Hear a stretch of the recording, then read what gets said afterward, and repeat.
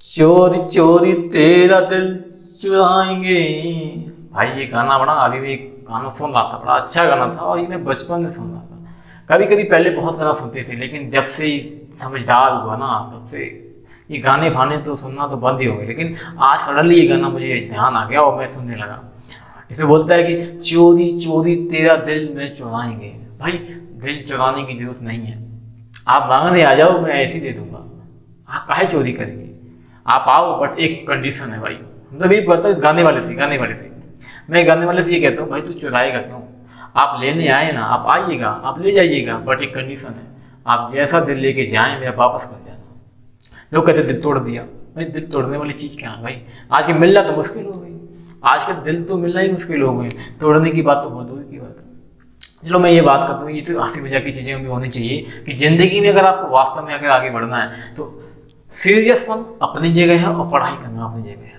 हमने देखा है कि लोग पढ़ाई तो करते हैं, कुछ दिखावा भी करते हैं, तो दिखावा नहीं होना चाहिए। अगर वास्तव में पढ़ने लायक है, मैं कहता हूँ कि 4 घंटे पढ़ो, 5 घंटे पढ़ो, लेकिन वो वक्त जो आप दे रहे हैं 4 घंटे, वो होना चाहिए मैं पढ़ाई दे रहा हूँ। लेकिन हंसी मजाक भी होना चाहिए, मौज मस्ती भी होना चाहिए कि अगर आप ज़िंदगी में अगर मौज मस्ती नहीं करेंगे तो ज़िंदगी आपको, आप समझते हैं ज़िंदगी में दिक्कतें वही झेलता। आप देखा कि जितने भी हॉस्पिटल होते हैं, अस्पताल में, उसमें वही लोग होते हैं जो सीरियस होते हैं पूरी ज़िंदगी भर, और फिर सीरियस हुई बने रहते हैं और चले जाते हैं। तो ज़िंदगी में आपको हंसी मजाक भी होना बहुत जरूरी है। मैंने अगर यहाँ तक रिपायर देखो, सिलेक्शन लेना अपनी जगह है, हंसी मजाक अपनी जगह है, ज़िंदगी को जीना अपनी जगह है। तो हंसी मजाक भी होना चाहिए। मैथ एक ऐसा सब्जेक्ट है, अगर यहाँ पर हंसी मजाक ना हुआ तो आप बोर हो जाएंगे, आपको बकवास बनाता है, क्या टीचर है, कुछ नहीं पढ़ाता है, बोर कर देता है। तो मैथ एक ऐसे सब्जेक्ट है, यहाँ पे हंसी मजाक भी होना चाहिए ताकि हम लोग कनेक्ट बने रहें और एक दूसरे से लगे रहें। तो मैं स्टार्टिंग करता हूँ, आज की 10 मिनट थी, मैं बता दिया आपको। हम लोग स्टार्ट कर रहे थे औसत। आप देखो मैक्सिमम लोगों की जिंदगी में औसत ही औसत होता है। कहते 100 रुपये मैंने वहाँ दिए, 50 रुपये उसे दे दिए, 500 रुपये उसे दे दिए, और वो लोग दिमाग लगाते रहते हैं, औसत निकालते हैं। वही चीज़ यहाँ पर है। तो आज हम कुछ इंपॉर्टेंट फैक्ट बताने आया हूँ, बड़ा गजब के, आप देखते रहिएगा। देखो आज पहले हम कुछ बताएंगे कि सम और विषम के बारे में कुछ इंपॉर्टेंट फैक्ट क्या होते हैं। जिंदगी में भी सबके फैक्ट होते हैं। जैसे आप देखते हैं कि मैंने पहले सम संख्या ली 2 और 4, पहले स्टार्ट करते 2 से। सबसे छोटी विषम संख्या जो होती है वो 2 होती है। आप देखा कि अकेली एक संख्या है, मैंने क्या किया, इसमें अगर 1 से भाग देंगे तो इसका औसत निकल के आ जाएगा 2। अब हमने क्या किया, 2 के साथ 4 और ले लिया। जब इसको हमने निकाला एवरेज तो 2 + 4 आ जाएगा 6/2। आपने इसे कट किया तो आ गया 3। हमने क्या किया कि 2 के साथ 4 और 6 ले लिया। अब आप इनको प्लस करेंगे तो आ जाएगा 2 + 4 + 6, और संख्याएं कितनी है, 1 2 3, तो मैं 3 से भाग दे देंगे। अब इनको जोड़ेंगे तो 6 4 10 और 2 12, 3 संख्याएं 3 से भाग देंगे, कट करेंगे तो आएगा 4। आपने क्या किया कि 2 के साथ 4 लिया, 6 लिया और 1 और ले ली 8। इनको जब हम प्लस करेंगे तो 2 + 4 + 6 + 8, संख्याएं कितनी, सम संख्या ली हमने 4, तो 4 से भाग देंगे। 8 से 14 4 18 और 2 20, संख्या कितनी 4, इसे का कट करेंगे तो 5 लेंगे। आपने ये चीज देखी एक। अभी हम सिर्फ बात कर रहे हैं सम संख्याओं के बारे में। किसके बारे में बात कर रहे हैं, सम संख्याओं के बारे में। ध्यान रखना, हमने क्या किया कि पहली संख्या ली और एवरेज निकालने के लिए 2, जो कि सम संख्या है और सबसे छोटी संख्या है, 2 ली, एवरेज निकला 2। 2 के संग 4 ले ली, 3 निकला। 2 4 6 ली, 4 निकला। हमने 2 4 6 8 ली, तब निकला 5। इसलिए आप देखेंगे जब हमने संख्या 1 ली तब एवरेज निकला 2। हमने जब संख्या 2 ले ली 2, तब एवरेज निकला 3। हमने संख्या 3 ली तब एवरेज निकला 4। हमने संख्या 4 ले ली तो एवरेज निकला 5। आप देखेंगे कि औसत जो है वो सम संख्याएं हमने जितनी ली हैं उनसे 1 अधिक आता है। 1 ली तब 2 आया, 2 ली तब 3 आया, 3 ली तब 4 आया, 4 ली तो 5 आया। अब 5 संख्या लेंगे तो औसत 6 आएगा, 6 संख्या लेंगे तो औसत आएगा।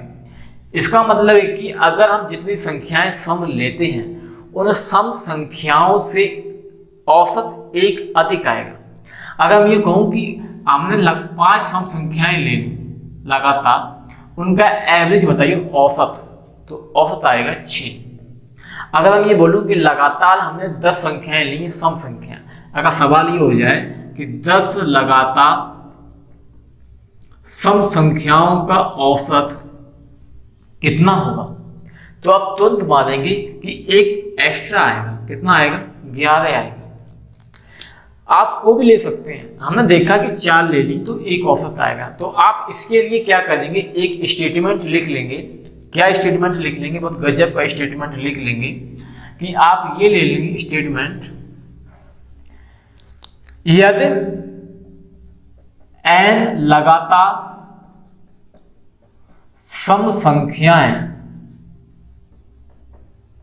हों तो उनका औसत n+1 होगा। अगर आप लगातार n संख्याएं लेंगे तो उनका औसत n+1 हो जाएगा, एक ज्यादा आएगा। अगर आपने 100 संख्याएं ली औसत की, लगातार सम संख्याएं, अगर आपने बोला कि लगातार 100 सम संख्याएं हम लेते हैं, उनका औसत बता दीजिए, तो आएगा 101। अगर आपने 50 संख्याएं ली लगातार सम संख्याएं, तो औसत आ जाएगा 51। अगर आपने 51 संख्याएं लेंगे लगातार सम संख्याएं, तो औसत एक अधिक आ जाएगा, 52 हो जाएगा। अगर आपने 1000 संख्याएं ली लगातार, अगर आपने 1000 सम संख्याएं ली लगातार, तो उनका औसत आ जाएगा 1001, एक ज्यादा आएगा। जैसे यहाँ पे 4 से 5, 3 से 4, 2 से 3, 1 से 2, एक ज्यादा आएगा, ये पक्का।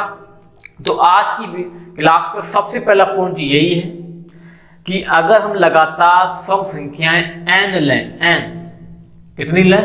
n। अगर आपने n ली तो औसत उनका हो जाएगा n+1। इस चीज के लिए अब हम बात बढ़ते हैं आगे। अब हम बात करेंगे विषम संख्याओं के बारे में कि विषम संख्याएं क्या है,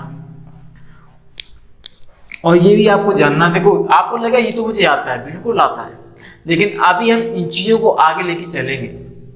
अब मैं बात करते हैं एक, ये संख्या कैसी है? विषम। इसका आप एवरेज निकालेंगे तो एक संख्या और एक से हम भाग देंगे तो एवरेज आ जाएगा 1, यानी संख्याओं का जो औसत है ना, वो आ जाएगा 1। अब एक के साथ 3 ले लो, क्योंकि एक के बाद जो विषम संख्या होती है वो बेटा होती है 3। हम इनको प्लस करेंगे तो 1+3 आ जाएगा 4। अच्छा, संख्याएं कितनी है? 2 संख्याएं तो हम 2 से भाग दे देंगे, 2 से कट करेंगे तो आ जाएगा 2। संख्याएं 1, 3, 5 ली, 3 के बाद 5 ही विषम आती है। हमने इनको प्लस किया, 1+3+5। संख्याएं हमने कितनी ली? 3, तो हम 3 से भाग दे देंगे। 5, 3, 8, 1, 9, और संख्याएं 3 कट करेंगे तो 3 आ जाएगा। हमने क्या किया? 1, 3, 5 के बाद 7 ले ली, तो 1+3+5+7, संख्याएं कितनी? 4, तो 4 से भाग दे देंगे। 7, 5, 12, 3, 15, 1, 16, संख्याएं 4 थी, 4 से भाग देंगे, कट करेंगे तो आ जाएगा 4। 1, 3, 5, 7, 9, अगर हम इनको प्लस करेंगे तो आ जाएगा 25/5, क्योंकि 5 संख्याएं हैं, कट करेंगे तो एवरेज आ जाएगा 5। अब आप एक चीज देख रहे होंगे यहाँ पर, पता है क्या? जब आपने एक संख्या ली तो औसत निकला 1। आपने जब 2 संख्याएं ली तो एवरेज निकला 2। आपने जब 3 संख्याएं ली तो एवरेज निकला 3। आपने जब 4 संख्याएं ली तो एवरेज निकला 4। आपने जब 5 संख्याएं ली तो एवरेज निकला 5। काउंट करो, 1, 2, 3, 4, 5, तो 5, 1, 2, 3, 4, तो 4। इसका मतलब ये है कि अगर आप 100 संख्याएं ऐसी हों जो विषम हो लगातार, उनका अगर निकालेगी एवरेज कितना होगा, तो 100 ही होगा। इसका मतलब ये हुआ कि जितनी संख्याएं आप लेंगे, जितनी संख्याएं आप विषम लेंगे लगातार, तो उनका एवरेज भी उतना ही होगा। अगर सवाल ये बोल दिया जाए कि लगातार 50 विषम संख्याओं का औसत बताइए कितना होगा, तो इसका आंसर आएगा 50। अगर ये बोला जाए कि 20 लगातार विषम संख्याओं का औसत बताइए, एवरेज बताइए, तो आएगा 20। अगर ये बोला जाए कि 125 लगातार विषम संख्याओं का औसत बताइए क्या होगा, तो आएगा 125। मतलब ये है कि जितनी संख्याएं लेंगे उनका औसत भी उतना ही होगा। यानी विषम संख्याएं लगातार जितनी लेंगी उनका एवरेज भी उतना ही होगा। तो इसके लिए आप क्या करेंगे, एक स्टेटमेंट ले सकते हैं। इसके लिए एक स्टेटमेंट लिख सकते हैं, जैसे हमने सम संख्याओं के लिए लिखा वैसे हम विषम संख्याओं के लिए भी लिखेंगे। हम लिख सकते हैं यदि n विषम संख्याएं, या ऐसे लिख सकते हैं n विषम संख्याओं का औसत n ही होगा या n ही होता है, आप ऐसे लिख सकते हैं। यानी जितनी संख्याएं लेंगे विषम संख्याएं उनका औसत भी उतना ही होता है। ये पक्का क्लियर। ये दो पॉइंट थे पहले आज की क्लास में। इसके बाद हम आगे बढ़ते हैं। यानी अब एक चीज देखो, दोनों में अंतर।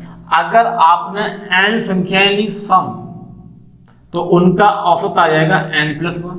अगर आपने n संख्या विषम ली तो उनका औसत रहेगा n।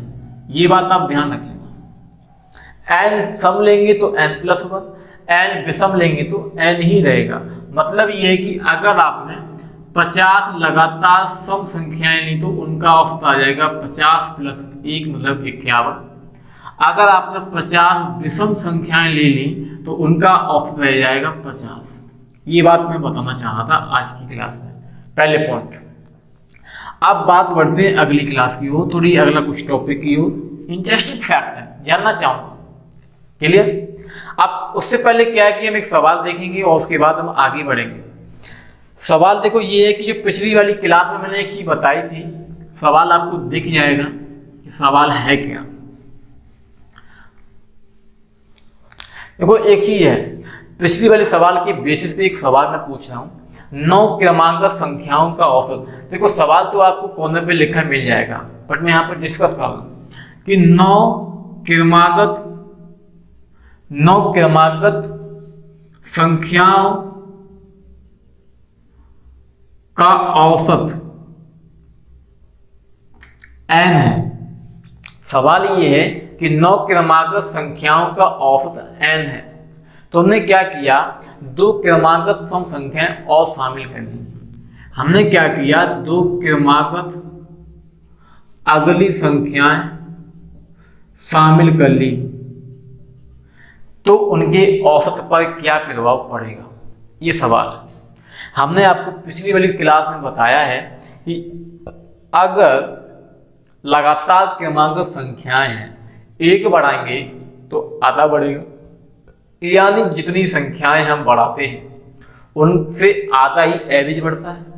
मान लें कि n संख्याओं का एवरेज n है और संख्याएं अगर आप 2 बढ़ाएंगे तो एवरेज क्या बन जाएगा, n+1, यानी 1 बढ़ जाएगा।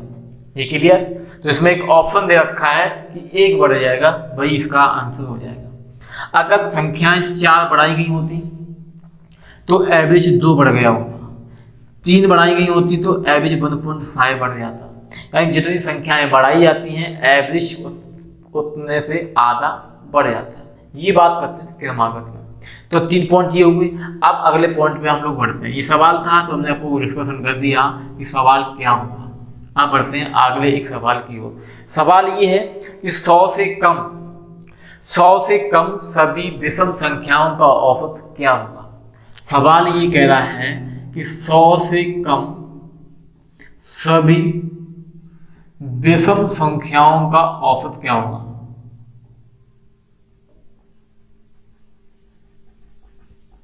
ये सवाल है।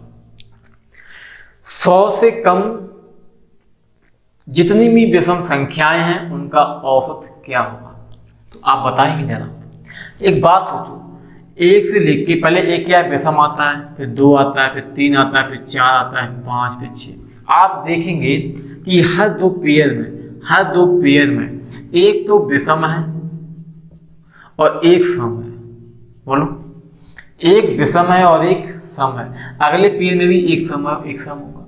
तो अब बात कर रहे हैं कि 100 तक की, 100 से कम। तो 100 तक की अगर बात भी की जाएगी ना तो 50 होंगी सम और 50 हो जाएंगी विषम।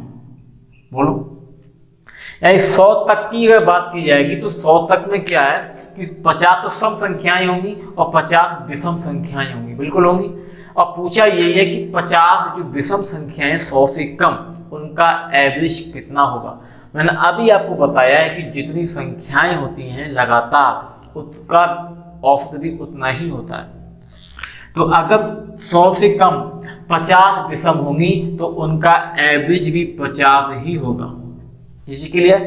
अगला अगर ये पूछा होता कि इससे कम 100 से कम की बात की जाती है, उसने ये तो पूछा कि 100 से कम कितनी विषम संख्याएं हैं या जो भी संख्याएं हैं विषम, उनका एवरेज बताइए। तो उनका एवरेज 50 ही होगा, क्योंकि 100 से कम जो विषम संख्याएं होती हैं वो 50 ही होती हैं, तो 50 ही हो जाएगा इसका एवरेज। क्लियर।